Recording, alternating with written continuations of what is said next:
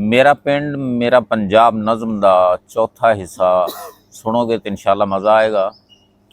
यस्सू पंजू हार दा दसां, बेली मित्र यार दा दसां, सुगड़ धी ते गुत दा दसां, कर्मा वाले पुत दा दसां, पत्सड़ गिट्टे गोडा दसां, दारू फीम ते डोडा दसां, भांडियां वाली डोली दसां, छूनी डोलू कौली दसां, छिक्कू यार पटारी दसां, भांडा ठीकर खारी दसां,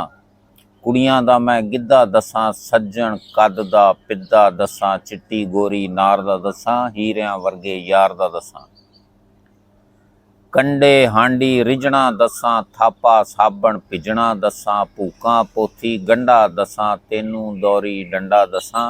खुरपा सब्बड़ रंबा दसां, बिजली आंडा खंबा दसां,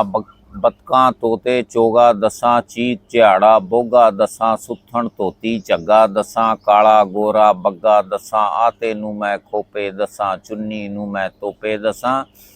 कां कबूतर चिड़ियां कीने, लीरां खिद्दो पिड़ियां कीने, चादर पल्ली तंगड़ किए, कमला झल्ला चंगड़ किए, कुकड़ी कुकड़ सेवा दसां, रूं वेलना पेवा दसां, ताड़ा होला भुनना दसां, मंजा पीड़ी बुनना दसां, प्यार च तेनू चंद्रा दसां, दिल ते लग्गा जंदरा दसां, थम्मी टेक सहारा दसां, थम्मी टेक सहारा दसां, गोया मिट्टी गारा दसां, लज बोका ते पौनी दसां, कुट कटापा तौनी दसां। ये सी मेरी नज़म दा चौथा हिस्सा। इस तो बाद बाकी दे।